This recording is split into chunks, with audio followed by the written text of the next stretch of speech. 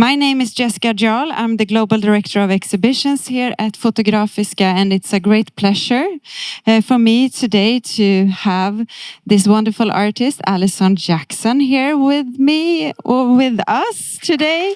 Hello! So Alison is an internationally known for her provocative and meticulously staged images that blur the line between truth and fiction. By working with lookalikes of celebrities and the public figures, she invites us to question not only what we see, but also why we so desperately want to see it. Her practice is often funny, yes, but it's never just humor. It's a sharp, critical investigation of power, fame, image making, and illusion. And your work exposes our obsession with the celebrity culture, the hunger of the media machine, and the fragile boundaries between reality and spectacle. And many of you maybe know your images from the exhibition Truth is Dead here at Fotografiska Stockholm 2019, an exhibition that also traveled to Fotografiska Tallinn and to a venue in Los Angeles. And we are delighted to have you here back now to celebrate Fotografiska's 15th anniversary. So welcome. Wow. Thank you. Go on. It's absolutely fantastic to be here. Thank you so much, Jessica. And I've had a most amazing time with Fotografiska in many towns, and it's just been absolutely superb and wonderful. And so thank you very, very, very much. And thank you all for coming. That's really great. So I'm just going to show a few slides and video because I work across all media and arts platforms, including TV, theatre, all based from photography, all stemming from the fact that I made photography, and it just travels across all sorts of other areas. So it's really, I also, because I work in many different media platforms, I have my own lookalikes, and they go out and do a lot of my speeches for me. And the incredible thing is that people don't even notice if they're half my age with a lopsided wig, which is just absolutely extraordinary, but it's extremely helpful. And my work really is about our obsession with celebrity and how we can't tell what's real or fake anymore because we live our lives completely virtually and we're disengaged with reality. We think that the reality is through the photograph, which I can actually prove does not tell the truth.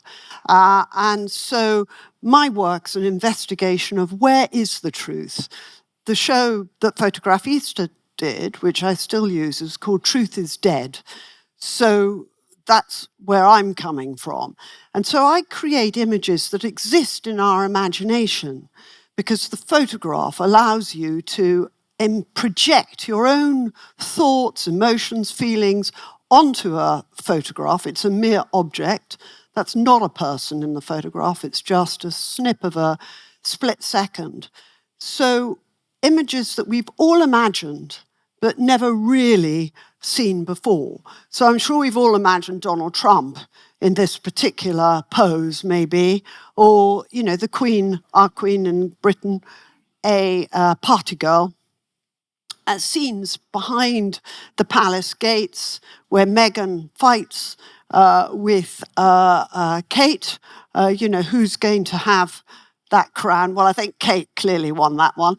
And really what Prince William feels about his brother betrayed and furious, and all the, the brat fighting, and how the Queen's just probably bored with it all. and how the king and queen really spend most of their time in their gardens. He's very much a kind of green person, and it runs in the family. And the private conversations that are going on right now, next week on Ukraine. And here we have Putin feeling pretty mighty, I think, how he runs his strategy. And sometimes I work with the real celebrities. So this is real Elton John with the fake Queen. He asked me to do a series of photographs. So I flew to Las Vegas and we did a series. What was interesting is I didn't really bother to direct the real Elton John because I thought he knew how to create his own image. When I got the photographs back, because I hadn't directed him in that iconic style, the lookalike looks more like Elton John than Elton John himself. So it just goes to show that when you really try, you can make it work, and when you don't, it doesn't. He actually bought the whole of my show, and I gave him this photograph as a gift. Yeah. So, and I make films, so this was a clip I made about our queen, Camilla. She's always drunk. Well, partying, and here she is, a real news story of her driving into a ditch, and I'm sure she probably felt like this when she was caught and stopped by the police, who, you know, uncatchable. I also do kind of performances, public installations. So I took the look-alike king and queen in a horse and carriage to Buckingham Palace at the time of the coronation. And I hired these beautiful prancy horses and plumes, hired some funeral directors, dressed them up as footmen, and some motley fake paparazzi on mopeds, and we looked beautiful. And to my amazement, they'd spent 150 million on security, but they let us into Buckingham Palace, even with my motley crew. And basically, the crew or the crowds turned round and thought, God, you know, look, it's the real king. In fact, it was the fake king and queen, and the police didn't know what to do. But they opened the palace gates and let us into the garden party. Meanwhile, I mean, it's extraordinary. And the King Charles got furious, thinking I'd set it up. I had no idea this was going to happen. I promise you, I really didn't know. But he was furious. And the crowds are going, oh my goodness, I didn't know King Charles spoke like that. And he was blinding, swearing at me, saying, look at that cow over there, or whatever he was saying. And then the police escorted us out. I mean, they tried to drag me away. I ran away. And basically, then they escorted us. I had to run down the mall, yeah. And then the police escorted us out. And you really couldn't tell what was real or what was fake. And especially the police could not tell. I mean, it was just an extraordinary moment. So that type of thing is part of my life.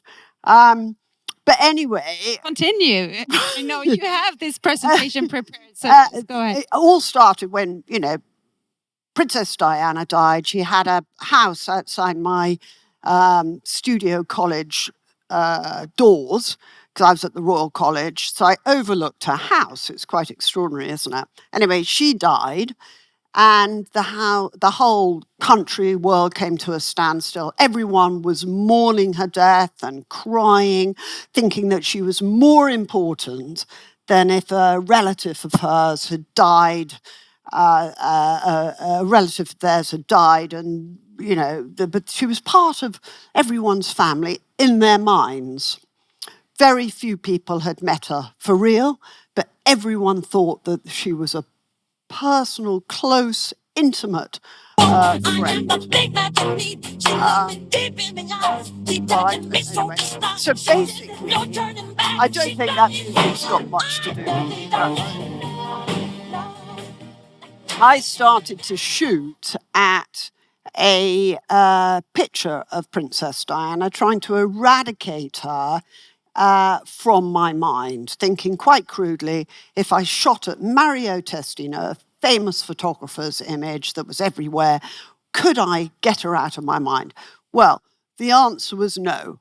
The imagery just became something else and quite gory, and that wasn't working. So the Royal College of Art tried to expel me, and they said, you cannot infringe on Mario Testino's copyright, otherwise you're out. I thought, well, that's a bit odd.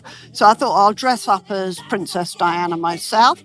So this is me as Princess Diana.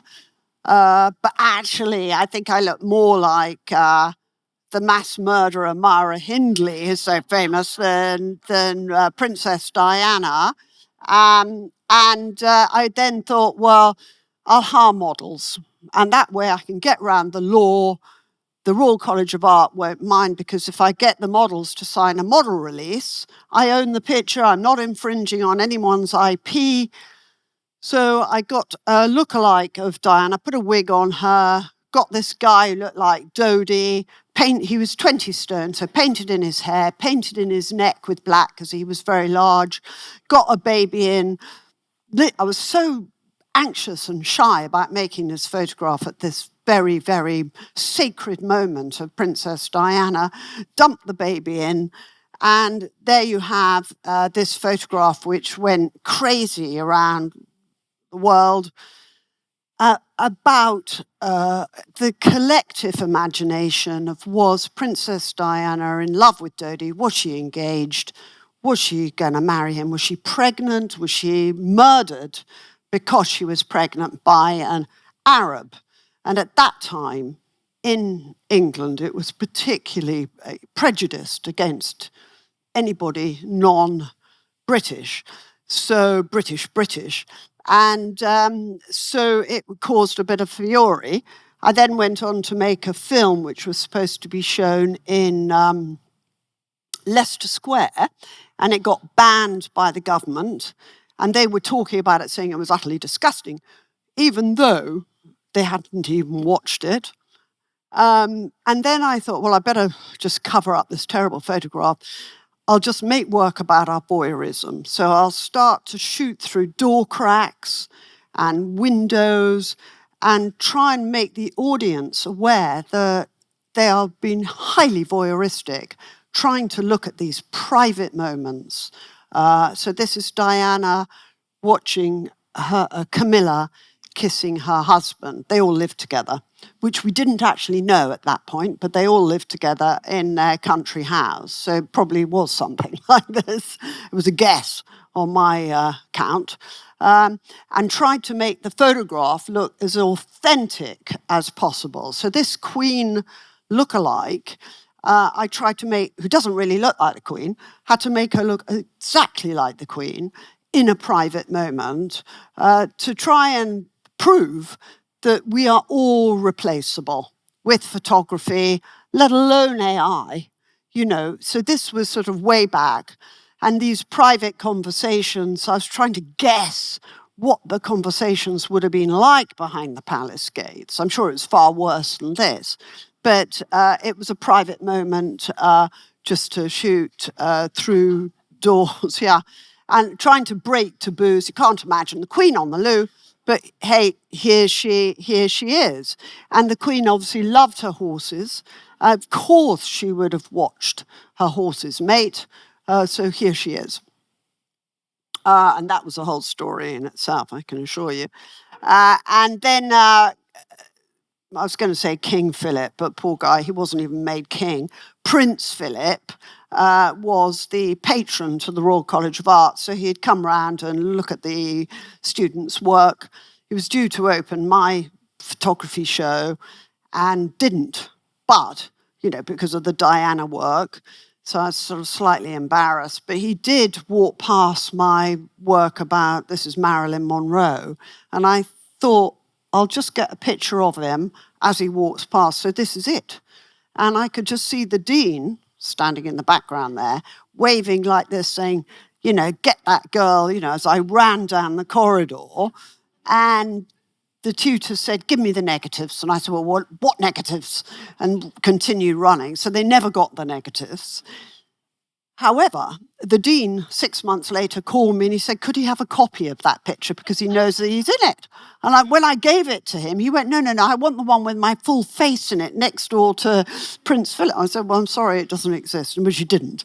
But what was interesting is all that fuss when actually he just wanted a copy of the picture. Anyway, my work at this point, I was at college, was going round and round in the media. They were reappropriating my images about the media puff on Princess Diana and raising questions about that, juicing us all up to believe these are true stories when they were a bunch of rubbish and bullshit. So they were writing a really bad news story on me, that I was a tasteless artist. It was going everywhere, these outrageous headlines that they were making up to really say I was disgusting, when I think that's a disgusting headline. And then they stopped and started writing a good news story on me with even worse photographs. I mean, this is Bin Laden in a harem. I mean, really. And then they're comparing me to Hogarth and Picasso, can you believe it? I mean, and they're putting me on the front cover of the Sunday Times and other front covers. And they gave me columns and hundreds of thousands of pounds, I have to say. And they wrote fake stories about me. So that's a fake story in the Daily Mail. And this went on the front cover of the Daily Mail with some legal comment, it can't be, can it? And I bumped into Tony Blair in the evening, as it happens, and he came up and he sort of William Kate in the bathroom, and he said, how did I manage to get into William and Kate's bathroom? He did have a lot of red wine around his lips, but and then I went on to do other front covers all over the world and like endless media, and and now it's Donald Trump and our delightful Prime Minister Keir Starmer, and so I'm now on the front cover of the Times trying to find a lookalike for me, and they're suggesting I get somebody from Duran Duran, somebody Colin Firth, so they're doing my work for me. It's just ridiculous. But that is the nature of the bullshit of the media. Anyway, how I find the lookalikes, how I create the work is a complete nightmare because it is very difficult, because it's not just about the photograph, it's about the production, the staging, and the first thing I have to do is find the lookalike. So, here, sorry. Well, anyway, we missed that one. So here is Putin, and this guy is a server in a fast food chain we have called Pret. So they're all non-actors. This guy, I'm afraid, wasn't very good. I've used all these Prince Harrys, and you may think they don't look like Prince Harry, but by the time I finished the photograph and dyed their hair and put them in the outfit, they look like Harry. This was the guy I chose. I did manage to shave the moustache off after a while, and I think he looks like Prince Harry. This series of Meghan lookalikes, the middle one wanted a win, and so she didn't. So she started pulling the hair of the winner, the one on the left. There was a whole cat fight, all because they want this. And they definitely want this accolade. And that's what the lookalikes get. The lookalikes are now famous. This is went on the front cover of the New York Magazine. So, it's a lot of, they're famous suddenly. I don't mind running down the street after a Brad Pitt lookalike, and that's how I find them. I literally run after people trying to find lookalikes, go up to people in restaurants. Sometimes I go up to people and it is the real celebrity, which is most embarrassing. And this is a Kim, and the real Kim, and actually you can't tell the difference. And actually it doesn't matter, because anyone can look like Kim Kardashian. It doesn't matter about the face, because it's the bottom that matters. And I've created a bottom, starting from there. And here it is. So this is my Kim Kardashian undergarment situation. And that's me with the bottom. I'm with the bottom on, by the way, and the boob. And this is what it ends up like. So it's quite impressive. It's not a floating device. It is actually a silicone bottom that I've made. I'm now obsessed with Donald Trump, because he's really the poster boy for my work. He's all about bullshit. He understands the media. He understands that photography is all about the object, not you, the reality. There's room for exploitation and to tell lies. And he is excellent at that, and he understands it. And he understands that we're bombarded by imagery. Therefore, we're going to be so distracted. We're all ADHD. We're all busy swiping. We're going to forget what happened, last week. He's already on to 2 weeks in advance. So he's well ahead. And he's watched television since the age of 7. He never went to school. So his thesis, age 7, was about TV, and he gets it. And that's what I find fascinating about it. And trying to find a lookalike took me 2 whole years. I went through 400, and this was one. He's useless. He couldn't get angry. This guy couldn't do the math. This guy was just coming along, for a laugh. Then they all go naked. Don't know why. I have to put up with that. I came up with this guy. He looks nothing like Donald Trump, but I was desperate because I knew Donald Trump would be president. And so there he is, same guy. Got him, put a wig on him, right shade of orange, and worked my magic. And I think he looks like Donald Trump. It's a lot of work. And here he is. I built a whole Oval Office, because right color curtains, the flags, money, and bad hair days. And then hairstylist is very important, the wig. But nobody could do the wig at the beginning. And so I ended up doing it. I went through 30 top professional hairstylists, and all of them just failed. They couldn't do it. I then obviously have to make him the right shade of orange, which we can't see this video, no. And so I have to do all these scenes that we know what he's like. He owned Miss Universe and Trump models, and here he is. And here he is, the making of this, that everyone actually was fully enjoying the fact that we were doing these dreadful scenes in the Oval Office and playing golf. It's absolutely, but the casting is key, because unless you have the right casting, I can't do the shot. So that's important. Obviously, his relationship with Russia is very important. And here he is that's a Jeffrey Epstein a lookalike who's slightly failed, but Donald Trump would have parties for Trump models and Miss Universe, 2,000 women and about 3 men, and they would have all sorts of extra goodies, drink and drugs, and all sorts of things would go on. So I'm sure I know, because I made a film about Donald Trump and interviewed all his Trump models and girlfriends in New York, and had some very interesting stories. And obviously his love of McDonald's is a very real one.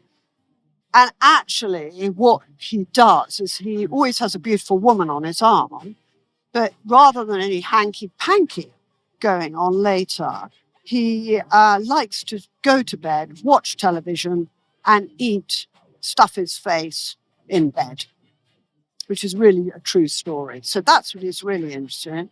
His love of Stormy, tearing up the Constitution. Yeah. And also,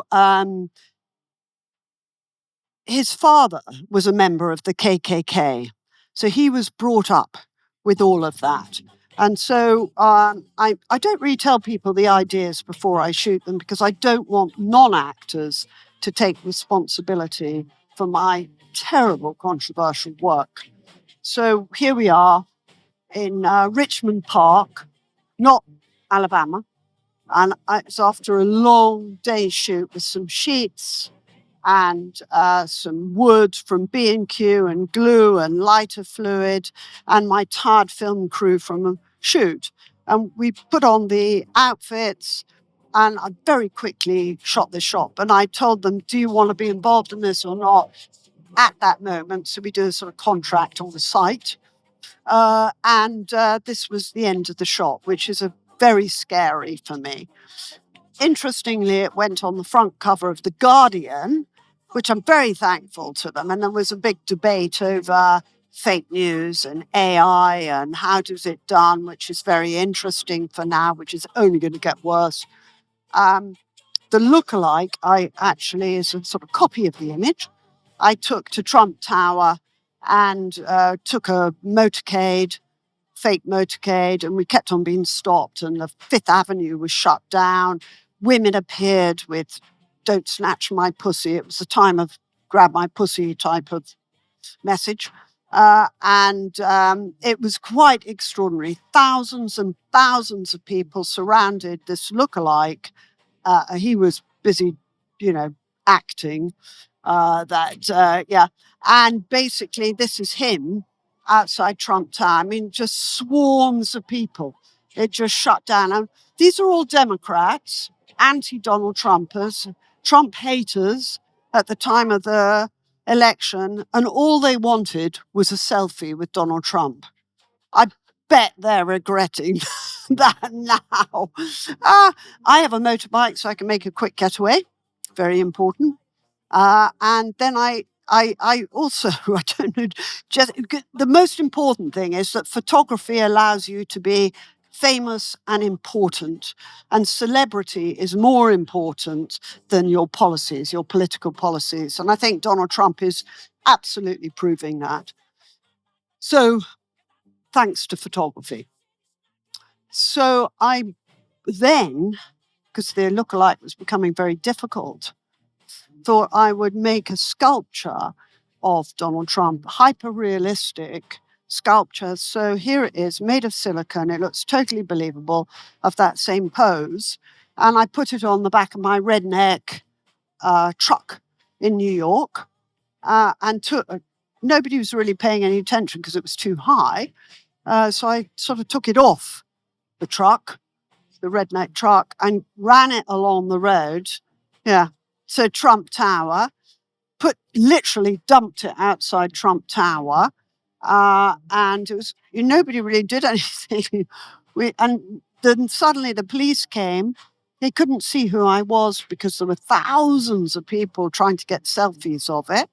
And I was filming it. They kicked over the Trump guy. They couldn't pick him up because they couldn't be seen with Donald Trump under their arm. And they towed away the woman and tried to get her in their police van. And they couldn't because one leg was sticking out one window. And they were trying to get me in handcuffs to take me down to the precinct on grounds of indecency. And I'm saying it's not indecent because it's not the fact that you've got a sculpture on the street. They've got to think of a good reason, I think, why they can arrest you. So they said, okay, we'll take the handcuffs off. We can't get it in the van. Take it away. So my assistant said, okay, we'll take it to the other side of the road. They said, okay. So we literally dragged my very expensive sculpture, very expensive, 60,000 quid's worth of cost, over the wall quickly, ran it across the road, and went to the other side of Trump Tower. And to prove that I make the sculpture, here I am with my sculpting knife. And this is my next sculpture. And I'm always in trouble. Constantly, nearly been around. I've avoided jail. I've had anti-terrorist squad protection because I made a film about bin Laden for Showtime, which never saw the light of day, as you can imagine. I think everyone was frightened of being bombed, actually. So I've made some lucky escapes. So far, so good, touch wood. And that's all I have to say.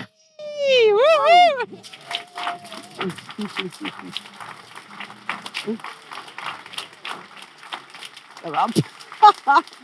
Thank you. Thank you. 30 minutes. Amazing. Yeah, it's really amazing to hear all your stories and how you work with images and the lookalikes and everything. I was just wondering, perhaps someone in the audience have a question for Alison? Do you have any questions? There's lots of questions to ask. Oh, okay. Consider having the lookalike have a real person as a lookalike, you know. Sorry, did I ever have a lookalike of? Sorry, God. This is complex. Yeah, the real person, the person you are having a lookalike for, Yes, would be the lookalike of the lookalike. You know. Oh, I see what you mean. Yeah. Well, no, I haven't, because I mean, like Saddam Hussein had many different lookalikes. Yeah. I think Brad Pitt's got a lot of lookalikes. Most celebrities have some kind of stunt person or a lookalike. Putin apparently has lookalikes. I don't think Donald Trump does because his ego is so large. But yeah, no, I haven't had any. I've never used. Oh yes, I have once. David Beckham's lookalike I used once. Yeah. All right. Yeah. But it becomes problematic because then the lookalike, who has an identity crisis anyway, you know, about who they are they really David Beckham or are they Joe Bloggs? But when they start working for the real celebrity as their lookalike, it's problematic because they start to love the celebrity and they think by doing any work with me is going to upset that relationship, which it probably won't. But because the celebrities collect my work, and understand it's the media bubble around the perception of celebrity, not the celebrity themselves that I'm commenting on. But it's an interesting one. It's this identity crisis. So once a lookalike works for the real celebrity, that's it. I don't have a look-in. I can't work with that lookalike again. It's very annoying because I find the lookalikes on the street, and once I've styled someone into a celebrity who didn't look like a celebrity before, I then supply the lookalike industry and the lookalike agencies with the lookalikes, and then they get so much work they won't work with me again because they suddenly think, oh my God, that's scary work. We're not getting. So, you know, I lose out. Yeah. I think we have another question.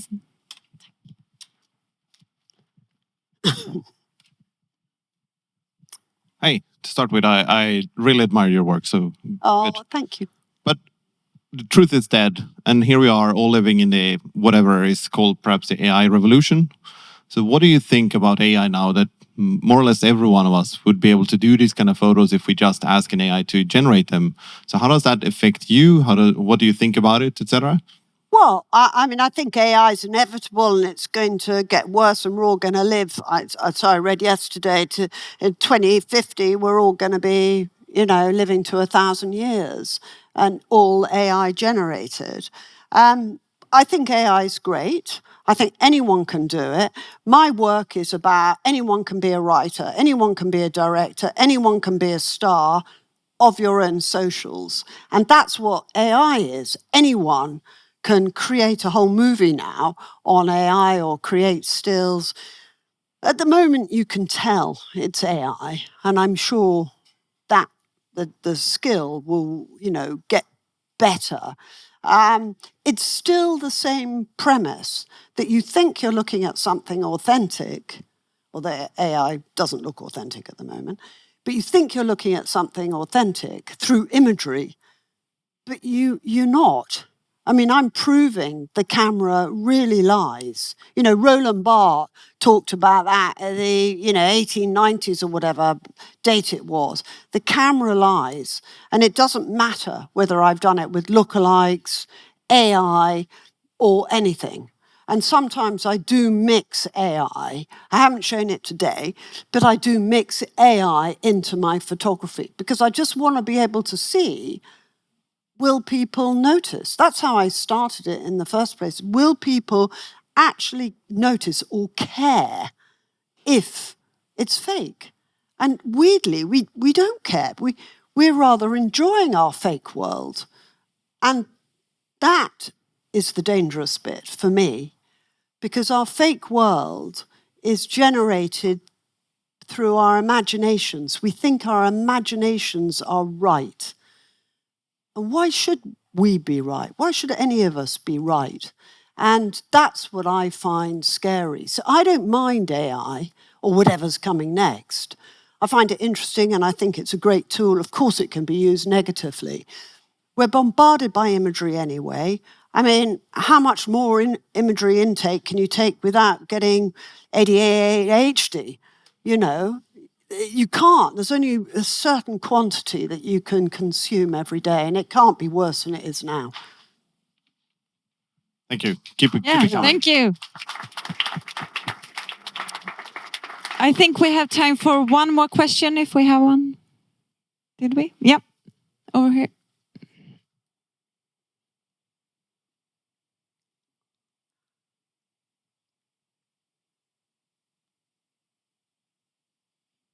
Really fascinating images. I was just wondering, you said some of your portrayed celebrities have collected your work.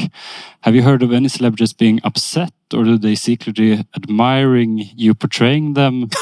What's the stories? Do I want to admit that? Well, yes, they have. And so only 2 have been upset. And I would say it's because they haven't reached the top. It's the ones that are still trying to be super famous that have really got upset. I hate to say this, but I think Donald Trump really likes my work. I mean, you have to really try, because my work is about the marketing puff and this celebrity bubble and the perception of celebrity that he understands so well. Legally, I try not to make anything that hasn't been published before, because then I am a target for litigation, which I really don't want. So, I'm fairly careful on the tone of my work, and I can't possibly mention the name of the 2 people that have publicly said how disgusting my work is. But I did have problems with Vanity Fair for many years, because they kept on commissioning me and pots of money in the days when there were pots of money for photographers at Vanity Fair, to make spreads for them, 12-page spreads. And then Graydon Carter, the editor then, would never use the photographs, because he'd look at them and go, oh my God, we're going to upset the celebrities and we need them for the front cover. So they never got published. And they always sent the photographs back to me, which was very generous of them. And until Donald Trump was president, then they ran a mammoth story on the front cover of Vanity Fair and inside on Donald Trump, which wasn't really tough enough in my view. But anyway, they did it. But no, people are nervous about working with me in case they upset the real celebrity. But look, a lot of celebrities collect my work. So what can I say? You know, they understand what I'm trying to get across. But, you know, there is a question over ethics. You know, should I be showing private scenes? Well, the whole point is to show you that we really want to see those private scenes. So you go, oh, I don't think I should be looking at that, but so I'll back away, and then you want to see more. So it's really about us and our own voyeurism, nothing to do with the celebrity at all. Thank you. Amazing. Big applause for Alison. Well,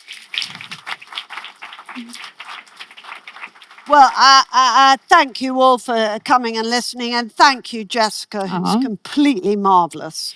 And yeah, thank you very, very, very much indeed. I think I'm going to sign a few books next door. Yes, exactly. So if you want to have a book signed, you can go over to the room next door, and Alison will be there and signing. And of course, I also want to remember everyone that on the second floor we have the members lounge, where you can mingle with the artists that are having the artist talks today. So yeah, welcome next door, and also welcome for the rest of the day. Thank you.